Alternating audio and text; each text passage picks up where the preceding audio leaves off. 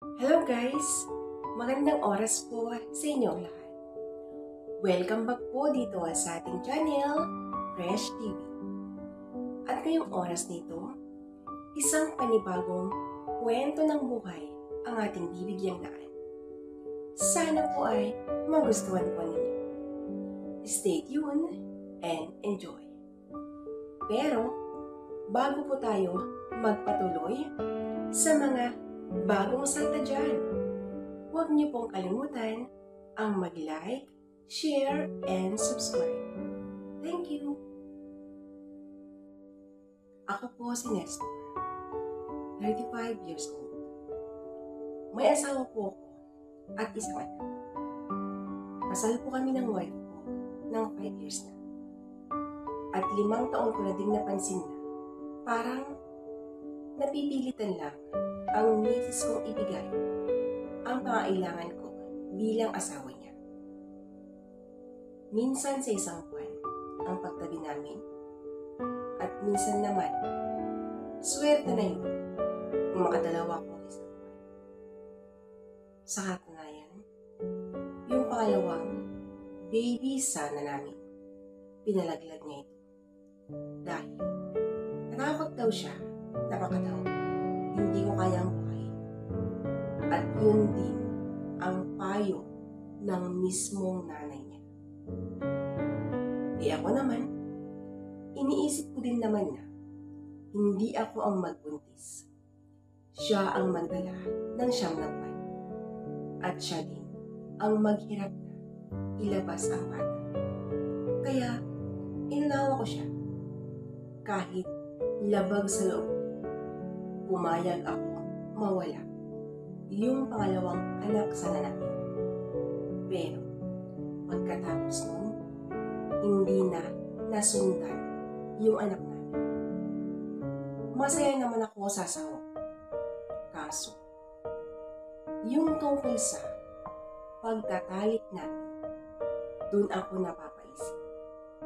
Minsan tuloy, iniisip ko na, baka nandidiri siya sa akin. O di naman kaya, hindi na niya ako mahal. Bakit ganon? At minsan, iniisip ko, dahil siguro sa pera, kaya nandito pa siya sa akin. May kaya kasi ang pamilyang pinagmulan ko at nag-iisang anak lang ako.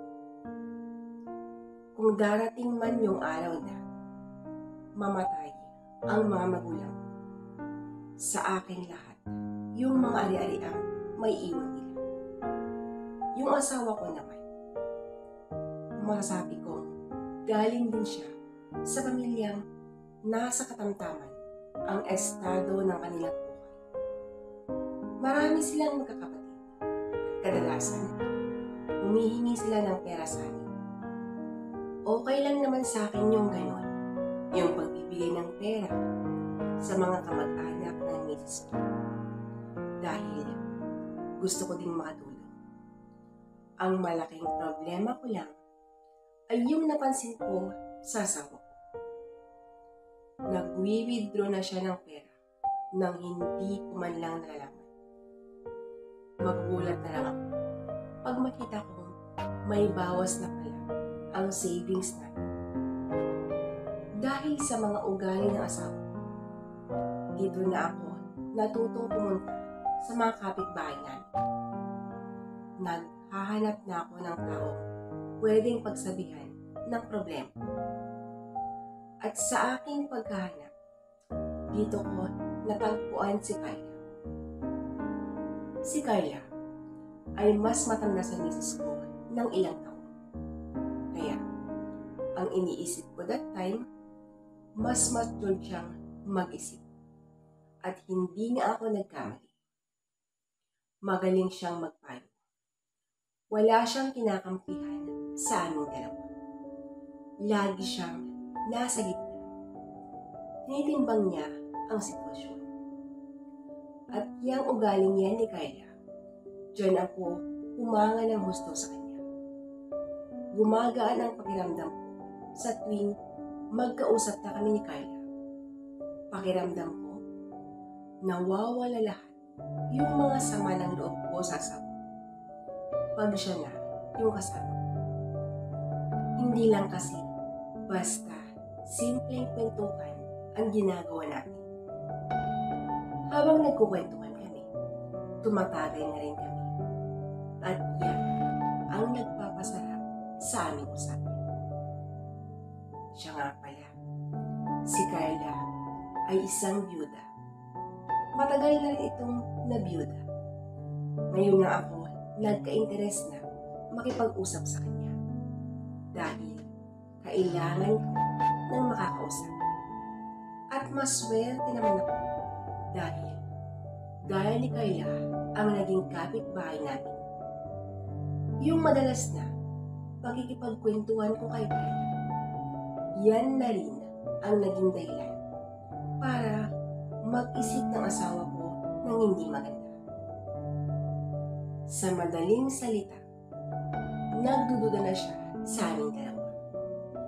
Lagi niyang sinasabi na babae ko raw si Carla. Nung una, hindi ko yun pinapansin. Nagkikibit-balikat na ako.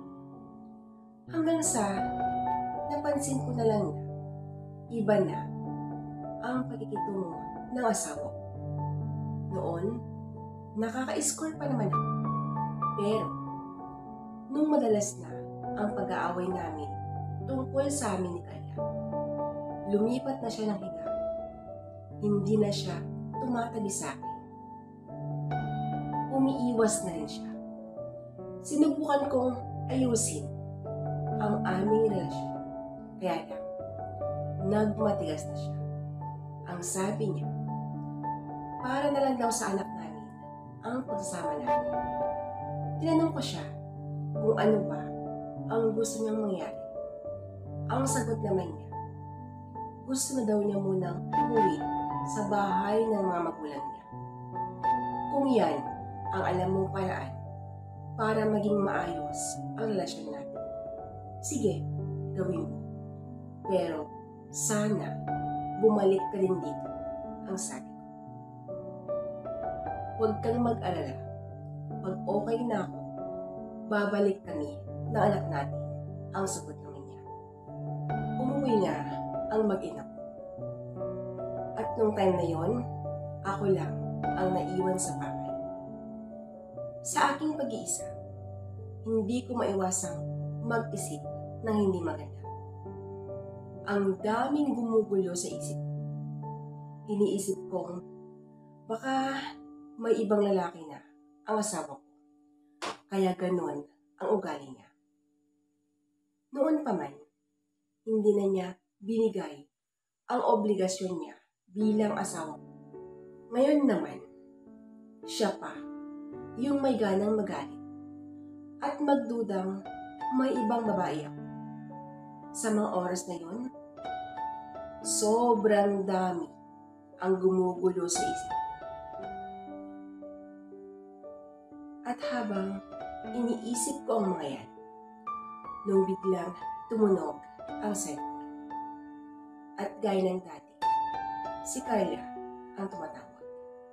Sinasabi niya, dun na raw ako kakain ng dinner. Nakita niya kasing umalis ang mag-ina ko. Kaya alam niyang nag-iisa lang ako sa bahay. Pumunta nga ako sa bahay niya. Ang alam ko nun, kakain lang kami. Hindi lang pala kain, iinom ako. Hindi na sana ako magtatakot. Dahil, dati naman namin ginagawa yun. Kaya lang, may napansin akong kakaiba kay Carla. Unang napansin ko sa kanya, yung mga damit niya, sinusuot. Sobrang iksi at talagang mas lalo lumitaw ang kaseksihan niya. Ang pangalawang napansin ko sa kanya ay yung mga kinikilos niya. Parang hindi siya yung Carlang kilala ko. Dati-dati naman kasi hindi siya umakay. Pero nung time na niyaya niya ako sa kanyang bahay, parang ahas na nakapulot ang mga kamay nito sa biwak ko. At hindi lang yan, nagpapakandaw na rin siya at nag-uumpisa ng naging malikot ang mga kamay niya. Yung mga pagbabagong nakikita ko kay Kaya, hindi ko nagustuhan. Oo, lalaki ako at matindi ang pangailangan ko. Dahil hindi na nabibigay ng asawa ko ang mga obligasyon niya sa akin bilang asawa niya. Nandun na eh. Kung sinabayan ko ang ginagawa ni Kaya, sigurado magiging masaya kaming dalawa. Kaya lang, hindi ako nagpatalo sa puso dahil mas nanaig ang pagmamahal ko sa asawa ko. Nung naisip kong asawa ko, tumayo ako at ang sabi ko, Carla, mali ang ginagawa mo. Alam na alam mo, may asawa at anak ako. Malaki ang respeto ko sa iyo. Ayaw kong masira ang pamilyang binuo. At mas lalong, ayaw kong isipin ang asawa kong tama ang hinala niya sa ating dalawa. Pasensya ka na kaya, pero ito na ang huling pag-uusap natin. Iwasan mo na ako at iwasan na rin kita. Salamat nga pala sa mga payong sinabi mo. Hindi ko lubos akalain na magagawa mo ito, ang wika ko. Pasensya ka na. Sumunod lang ako sa isang pakiusap. Ang maikling sagot nito. Anong pakiusap? At sino ang taong tinutukoy mo? Ang sagot. Nung nasabi ko ang katanungan, bumukas ang pintuan sa kwarto at nanlaki ang mga mata ko. Nung nakita ko ang asawa ko, umiiyak siyang lumapit sa akin at humihingi siya ng tulong. Patawarin mo ako. Gusto ko lang malaman kung totoo ang mga sinasabi mo. Wala kayong relasyon ni Ate Carla. Ngayong napatunayan ko, tama ang mga sinasabi mo. Hayaan mo sana akong bumawi. Ang sambit ng asawa ko, patuloy pa rin ang pag-iyak. Ikaw ang may pakala nito para lang papatunayan mong mali ang hinala mo.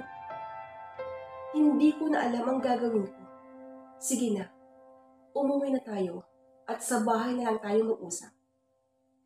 Umuwi na nga kami noon at nag-usap kami ng masinsinan. Napag-usapan namin aalis na sa bahay nito dahil gusto kong mapanatag din ang loob niya. Ayaw kong mawasak ang pamilya ko. Kaya umalis kami sa lugar na yun. Umalis nga kami sa lugar na yun at pumunta kami dito sa lugar niya.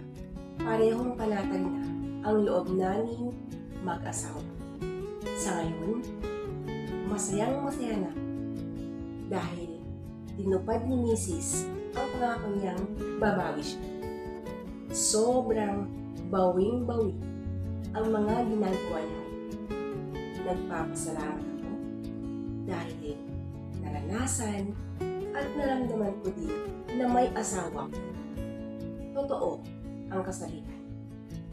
Kung mahal mo ang isang tao, hindi mo hahayaan na mawala ito sa buhay. Nagmamahalan kami ng asawa ko. Kaya, hindi namin hinayaan na masira ang binuo naming pamilya. Dito ko na po minawasan ang istorya ng buhay ko. Lubos, nagpapasalamat, Nestor. Tama ang sinabi mo, Sir Nestor. Kung mahal mo ang isang tao, huwag mong hahayaan na masaktan siya. Ingatan mo siya dahil balang araw, siya ang makakasama mo sa iyong pagtanda. Guys, yan po ang kwento ng buhay mula kay Sir Nestor. Sana po ay nagustuhan po ninyo. Hanggang sa muli. maraming salamat po sa inyong walang sawang pakikinig. God bless us all!